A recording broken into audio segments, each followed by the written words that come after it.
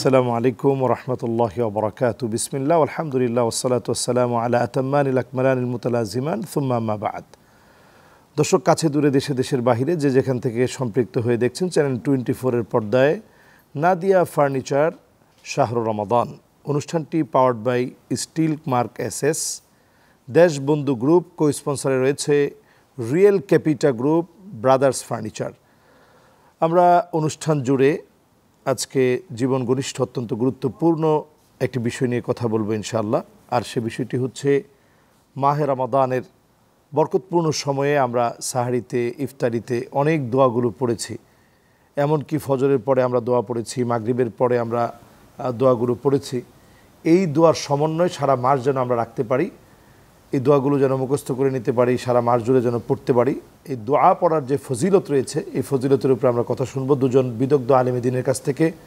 প্রথমে আমার হাতের ডান দিকে রয়েছে মাওলানা আব্দুল হাকিম সাহেব, সম্মানিত প্রিন্সিপাল, রমনা আইডিয়াল মাদ্রাসা।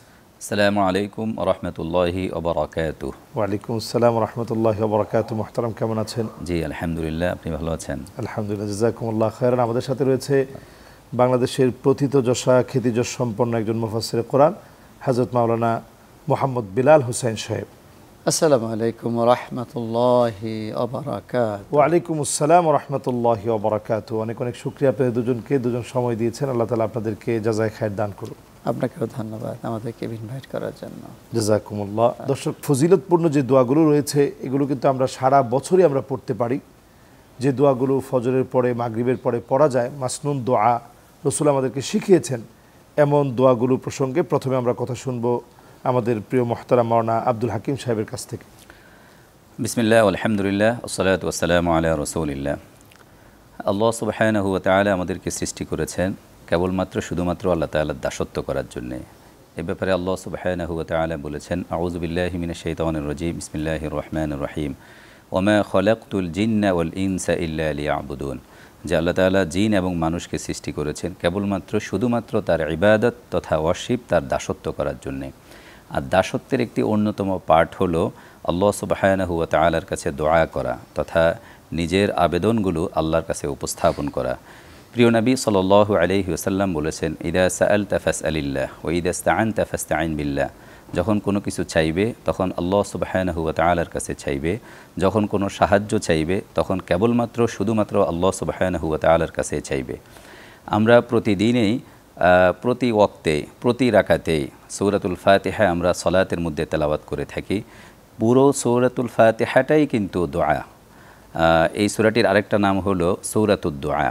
এখানে আমরা আল্লাহ সুবহানাহু ওয়া তাআলার কাছে বলি, ইয়াকা না'বুদু ওয়া ইয়াকা নাস্তাঈন, যে আমরা শুধুমাত্র আপনারই দাসত্ব করি আর আপনার কাছে সাহায্য প্রার্থনা করি।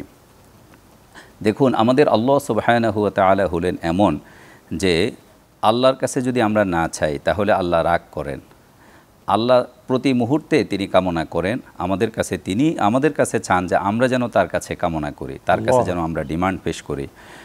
এই ব্যাপারে আল্লাহ সুবহানাহু ওয়া তাআলা কোরআনের অনেকগুলো আয়াত, যেমন আল্লাহ তাআলা বলছেন, উদউনি আস্তাজিব লাকুম, যদি আমরা আল্লাহকে ডাকি তাহলে আল্লাহ তাআলা ডাকে সাড়া দিবেন। ইনশাআল্লাহ আপনার কাছে আবার শুনবো ইনশাআল্লাহ। আমরা চলে যাচ্ছি প্রিয় মুহতারাম মাওলানা বিলাল হোসেন সাহেবের কাছে। আপনি যদি কিছু স্পেশালি এই দোয়াগুলো আমরা পড়তে পারি যদি বলতেন। ইন্নাল হামদুলিল্লাহ ওয়াসসালাতু ওয়াসসালামু আলা রাসূলিল্লাহি ওয়া বা'দ। আপনি ভেরি ইম্পর্টেন্ট কথা বলেছেন।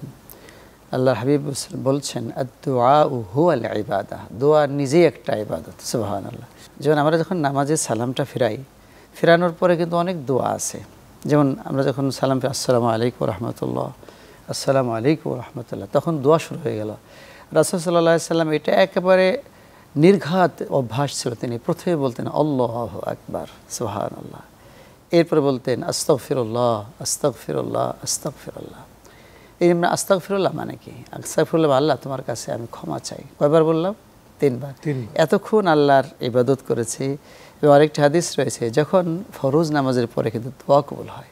এই জন্য রাসূল সাল্লাল্লাহু আলাইহি সাল্লাম ফরজ নামাজের পরে দোয়া করতেন, আল্লাহু আকবার বলতেন, আস্তাগফিরুল্লাহ 3 বার করতেন। 3 বার মানে 3 বার আমি তওবা করলাম, 3 বার আল্লাহর কাছে মাফ চাইলাম।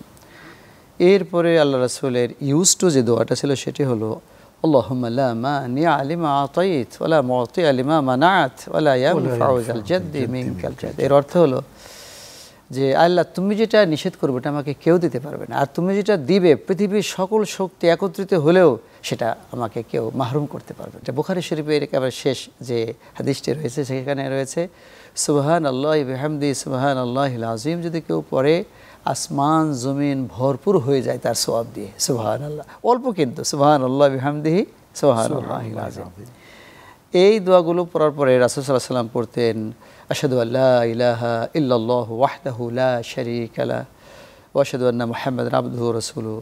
আরও অনেক এই আস্তাগফিরুল্লাহাল্লাযী লা ইলাহা ইল্লা হুয়াল হাইয়ুল কাইয়্যুম ওয়া আতুবু ইলাইহি ওয়া লা হাওলা ওয়া লা কুওয়াতা ইল্লা বিল্লাহিল আলিয়্যিল আযীম। আরও শুনবো ইনশাআল্লাহ, অনেক দোয়া তো রয়েছে, আমরা মাসনুন সেই দোয়াগুলো সম্পর্কে শুনবো ইনশাআল্লাহ। দর্শক, সময় হয়েছে ছোট্ট একটা বিরতিতে যাবার, যাচ্ছে বিরতিতে, ফিরে আসবে এক্ষুনি, সেই পর্যন্ত আমাদের সাথেই থাকুন।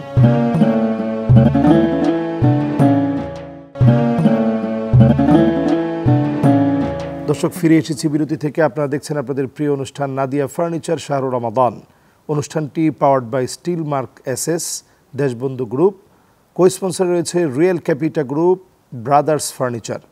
আমরা দোয়ার যে গুরুত্ব সে সম্পর্কে কথা বলছিলাম, যেহেতু ইফতারির এক পূর্ব মুহূর্তে, বরকতপূর্ণ সময়ে, একেবারে শেষ সময়টাতে কিন্তু আমরা রমাদানে আছি। এই সময় আমরা কি কি দোয়া করতে পারি? আমরা চলে যাচ্ছি মাওলানা আব্দুল হাকিম সাহেবের কাছে। জি আলহামদুলিল্লাহ। আসলে পুরো রমাদান মাসটাই, রমাদান মাসের অন্যতম একটি শিক্ষা হলো এবং করণীয় হলো আল্লাহর কাছে দোয়া করা।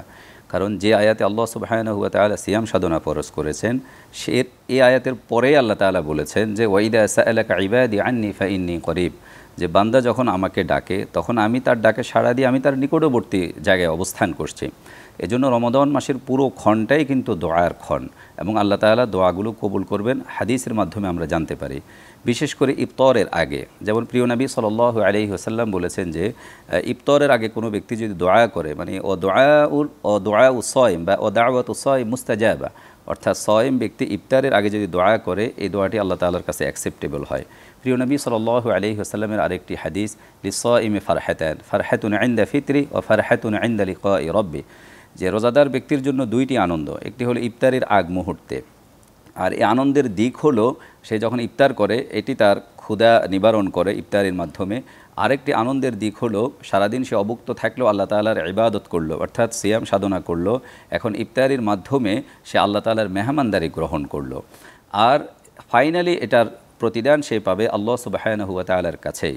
কারণ আমরা হাদিসে কুদসিতে জানতে পারি যে আল্লাহ সুবহানাহু ওয়া তাআলা বলেছেন যে আস-সাওমু লি ওয়া আনা আজজি বি, যে রোজা আমার জন্য, এর প্রতিদান আমি আল্লাহ সুবহানাহু ওয়া তাআলা স্বয়ং দেব।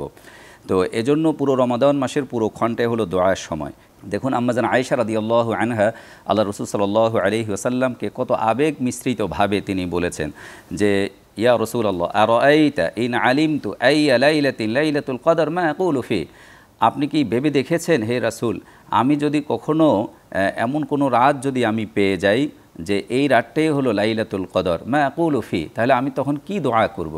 তখন প্রিয় নবী সাল্লাল্লাহু আলাইহি ওয়াসাল্লাম বললেন যে কুলু, তুমি বলবে আল্লাহুম্মা ইন্নাকা আফুউন তুহিব্বুল আফওয়া ফাআফু আন্নী, যা আল্লাহ আপনি ক্ষমাশীল, আপনি ক্ষমাকারী, আপনি ক্ষমা করাকে পছন্দ করেন, কাজে আপনি আমার কৃতকর্ম যতগুলো গুনাহ হয়েছে আপনি সবগুলো আমার পক্ষ থেকে আপনি মাফ করে দিন। আমিন আমিন। আল্লাহ সুবহানাহু ওয়া তাআলা মাফ করার জন্যে প্রতি রাত্রে তিনি নিম্ন আকাশে নেমে আসেন, এসে তিনি বলেন আলা মিন মুস্তাগফিরিন ফাগফির আলা, কোনো ব্যক্তি কি আছো যে আমার কাছে ক্ষমা চাইবে আমি তাকে মাফ করে দেব। আলা মিন মুবতালা ফাউআফি, কোনো ব্যক্তি পীড়িত দুস্থ অসহায় অবস্থায় আছো কি আমার কাছে পানাহ চাইবে মুক্তি চাইবে আমি তাকে মুক্ত করে দেব। তা আল্লাহ সুবহানাহু ওয়া তাআলা প্রতি ক্ষণটাই তিনি আমাদের কাছ থেকে কামনা করেন আমরা যেন আল্লাহর কাছে দোয়া করি, আল্লাহ তাআলা সেগুলো অ্যাকসেপ্ট করবেন। জি জাযাকুমুল্লাহ খায়রান। আমরা চলে যাচ্ছি মাওলানা আমাদের বেলাল হোসেন সাহেবের কাছে। আপনি যদি বলতেন যে এই দোয়া আমরা যত দোয়া করি, আসলে দোয়াগুলো তো সবই কবুল হয়, সব দোয়াগুলোই কিন্তু কবুল হচ্ছে, তো দোয়া করার ক্ষেত্রে আমরা কোন বিষয়গুলো লক্ষ্য রেখে দোয়া করবো আল্লাহর কাছে? ধন্যবাদ আপনাকে। আসলে আল্লাহ হাবিবের একটি হাদিস রয়েছে, যত দোয়া হয় সবই কবুল হয়। দোয়ার তিনটি অবস্থা হয়।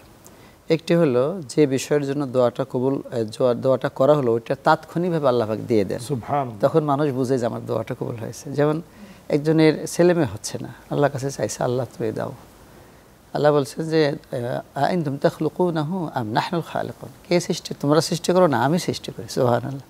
সেই আয়াতের উপর বিশ্বাস রেখে আল্লাহর কাছে দোয়া করছে, আল্লাহ আমাকে সন্তান দান করে দিয়েছে। এটা হলো তাৎক্ষণিক কবুল হওয়া, এটাকে মুফাজা বলা হয়, তৎক্ষণাৎ কবুল হয়ে যাওয়া। আর আরেকটা হলো যে দোয়াটা করার পরে এই যে বিষয়ে দোয়া কবুল চাওয়া হয়েছে, দোয়া করা হয়েছে, ওই বিষয়টা আল্লাহ কবুল না করে তার একটা বিপদ ছিল সামনে, আল্লাহ পাক অন্য বড় ধরনের একটা বিপদ তার এখান থেকে দূর করে তার জীবন থেকে। সুবহানাল্লাহ। আমরা অনেক সময় হতাশ হয়ে যায় যে দোয়া কবুল হলো না। না, দোয়ার তিনটা অবস্থা, এই দুইটা অবস্থার পরে তৃতীয় অবস্থা হলো যে দোয়া করলে তাৎক্ষণিকভাবে সে পাবে না, একটা বিপদ দূরও হবে না, কিন্তু আল্লাহ পাক তো রহমান রহিম, গফুর রহিম, এই যে দোয়াটা সে করলো এটা আল্লাহ পাক তার জন্য কিয়ামতের জন্য রেখে দেবেন, জান্নাতের জন্য রেখে দিবেন। যখন দেখবেন যে এর আর কোনো অবস্থা লাগে, বান্দা তুমি তো ওই যে দোয়াটা করছিলে আজকে নাজাতের জন্য, সেই দোয়া রেখেছি, আজকে আমি এটা কবুল করলাম, যাও তুমি জান্নাতে চলে যাও। অনেক শুকরিয়া, জাযাকুমুল্লাহ, আপনারা দুজনকে সময় দিয়েছেন, আল্লাহ তাআলা উত্তম প্রতিদান আপনাদেরকে দান করুক। জাযাকুমুল্লাহ খাইর। দর্শক, সময় হয়েছে আজকে বিদায় নেওয়ার।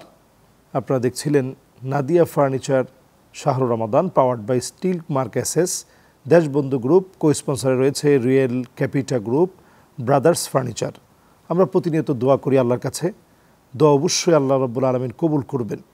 দোয়াটা নিজে একটা ইবাদত, এবং লা ইয়ারুদ্দুল কদা ইল্লা দোয়া, দোয়া ছাড়া আল্লাহ তাআলা ভাগ্য পরিবর্তন করে না। যারা আমরা নিজেদেরকে পরিবর্তন করতে চাই মাহে রমাদানে, দেখতে চাই সাফল্যের মানদণ্ডে, তারা প্রত্যেকেই বেশি বেশি করে আল্লাহর কাছে চান, চাইতে শিখুন। আল্লাহ তাআলা ইনশাআল্লাহ আমাদেরকে সফল করবেনই ইনশাআল্লাহ। আগামী দিন অনুষ্ঠান দেখার আমন্ত্রণ জানিয়ে আজকে এখানেই বিদায় নিচ্ছি। দেখা হবে, কথা হবে ইনশাআল্লাহ। আল্লাহ তাআলা আমাদেরকে ভালো রাখুক, সুস্থ রাখুক, রাখুক নিরাপদে। আসসালামু আলাইকুম ওয়া রাহমাতুল্লাহি ওয়া বারাকাতুহু।